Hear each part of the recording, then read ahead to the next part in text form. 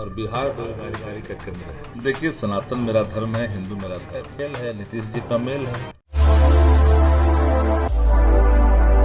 नमस्कार, मैं संतोष कुमार और आप देख रहे हैं देसी बिहार। मैं अभी राजद कार्यालय में अभी कुछ देर पहले तेजस्वी जी ने बेरोजगारी मामले पर ट्वीट किया और एक सवाल मैं इनसे पूछने वाला हूं। कंगना रनावत जी ने जो बाधित बयान दिया है शादी को लेकर, आइए इनसे पूछते हैं क्या कुछ कहना है। सर, सबसे पहला सवाल है कि नेता प्रतिपक्ष ने बेरोजगारी का मुद्दा फिर ट्विटर के माध्यम से उठाया। बेरोजगारी एक बहुत बड़ा सवाल है देश के अंदर में, और बिहार बेरोजगारी का केंद्र है।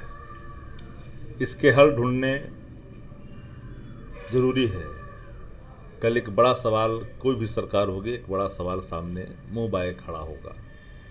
यही कारण है कि नेता प्रतिपक्ष तेजस्वी प्रसाद यादव जी ने 2020 के चुनाव में बेरोजगारी को ही मुद्दा बना करके ये वचन दिया था बिहार की आवाम को कि अगर हम सत्ता में आते हैं तो पहली कैबिनेट की पहली मीटिंग जो होगी, वो पहली जो कलम मेरी चलेगी, 10 लाख युवाओं को पक्की नौकरी मिलेगी, सरकारी नौकरी मिलेगी।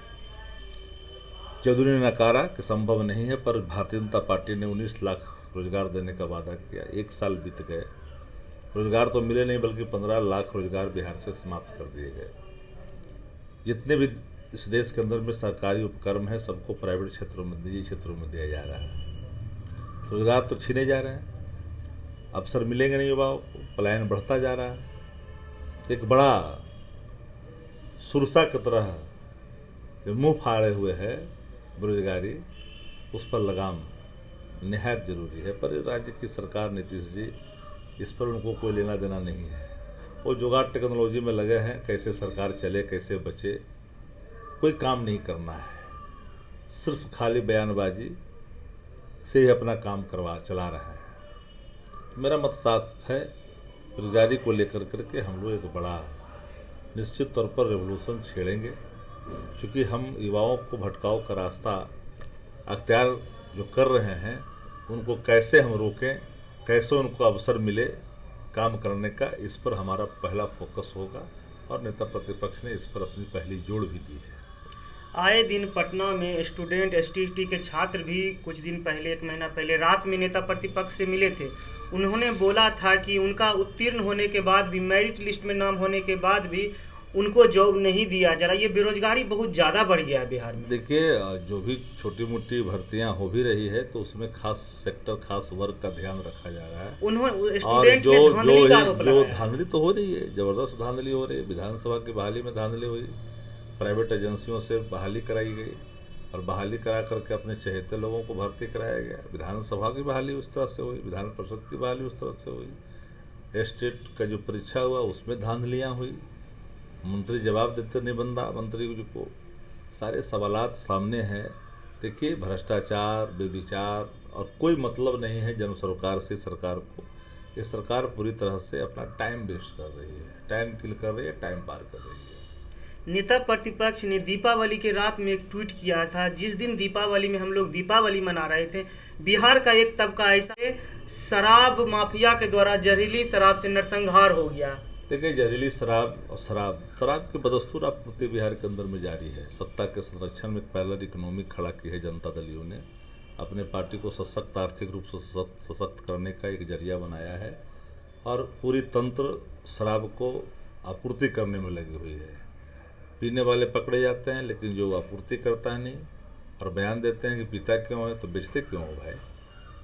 शराब उपलब्ध है तब तो कोई खरीद रहा है, अगर उपलब्ध नहीं रहेगा तो कहाँ से खरीदेगा? सवाल सामने खड़ा है। तो सरकारी संरक्षण में सबको पता है, थाना से लेकर करके एसपी तक को पता है कि शराब कहाँ कहाँ आपूर्ति हो रही है, बताने की जरूरत नहीं है। बीजेपी अध्यक्ष ने तो साफ ही बोला था पीसी में कि पुलिस की मिलीभगत से ही शराब बिक रहा है। बीजेपी क्यों बोल रही है बात? समर्थन वापस कहाँ देती है?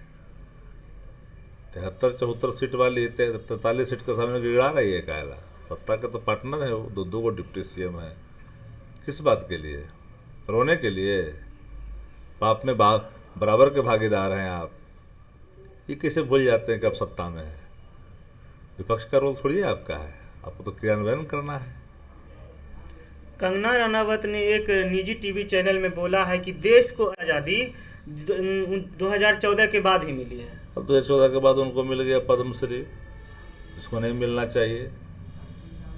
ऐसी महिलाओं को तो मिलना ही नहीं चाहिए जिनका न कोई कंट्रीब्यूशन है, बल्कि सर, आज़ादी पद्मश्री तो गौरा जी को भी मिला हमने है कहा कि जिन्होंने- पद्मश्री जिस तरह से रेवड़ियों की तरह बांटी गई है बिना नॉर्म्स के, जो अर्हताएं जिन पर फिट नहीं बैठता उनको भी दिया जा रहा है, कंगना रनावत जैसे लोगों को भी पद्मश्री किस बात के लिए? तब न बोल रही है 2014 के बाद आज़ादी मिली, क्योंकि तो आज़ादी के दीवानों को जिन लोगों ने अपनी आहुति दी है देश की आज़ादी का, उनको तो एक तरह से अपमानित किया है। गांधी जी से लेकर के खुदीराम बोस, चंद्रशेखर आज़ाद, सारे लोग आज उनकी आत्मा कराएगी किस तरह की परियां इस देश के अंदर में, किस आचरण के लोग किस तरह का वक्तव्य दे रहे हैं। ऐसे लोगों को बिहार अगर होते तो ऐसे लोगों को किस तरह से महिलाएं झाड़ू लगा करके बाहर करती। ये कोई कौड़ियों के भाव अपनी अदा बेचने वाला सवाल नहीं है। तो क्या कंगना रनावत से पद्मश्री अवार्ड वापस लेना चाहिए? एकदम लेना चाहिए। ऐसे लोगों को तो एक सेकंड के लिए नहीं रहनी चाहिए। यूपी में चुनाव आने वाला है, इसी समय में के पूर्व विदेश मंत्री सलमान खुर्शीद जी ने एक किताब का कल विमोचन किया गया। उसमें साफ साफ बोला गया, हिंदुत्व को टारगेट करते हुए उन्होंने बोला कि हिंदुत्व टेररिज्म है, बोको हराम से हिंदुत्व को उन्होंने कंपेयर किया है। देखिए, सनातन मेरा धर्म है, हिंदू मेरा धर्म है।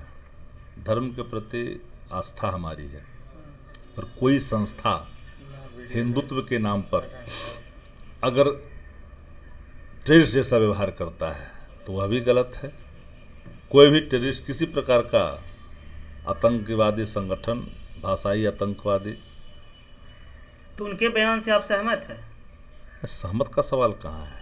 हमने कहा कि किसी प्रकार का आतंकवादी देश के लिए ठीक नहीं है, चाहे वो भाषाई आतंकवाद हो, नफरत फैलाने वाला हो, धर्म विवाद पैदा करने वाला हो। एक और लास्ट सवाल है, शराबबंदी का बात रहा तो आए दिन फिर कल 5 लोगों की शराब से पीने से मौत हो गई। इस पर क्या रहेगा आप लोगों का? प्रतिदिन हमारी रणनीति तो स्पष्ट है ना कि 2015 में शराबबंदी हुआ, प्रत्येक गांव और पंचायतों में शराब की आपूर्ति नीतीश जी ने करवाई, ठेका खुलवाया, आदत लगवाई। हम लोगों ने कहा कि नहीं, मधुशाला नहीं पाठशाला चाहिए, सरकारें बनी, शराबबंदी हुआ। जनादेश का अपमान करके नीतीश जी चले गए भाजपा के साथ, तो बदस्तूर जारी है शराब की आपूर्ति। खेल है, लाल पानी का खेल है, नीतीश जी का मेल है। तो आपने सभी मुद्दों पर शक्ति यादव जी को सुना। इन्होंने सभी मुद्दे पर बेबाक अपनी राय रखी।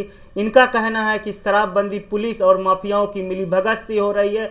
इसका कहीं न कहीं जो भी है खामियाजा बिहार की जनता भुगत रही है और इसके जिम्मेदार सीधे बिहार के मुख्यमंत्री है। तो आपने सुना इन्होंने क्या कुछ कहा। ऐसे ही खबरों के लिए बने रहे हमारे साथ और आप देखते रहें देसी बिहार।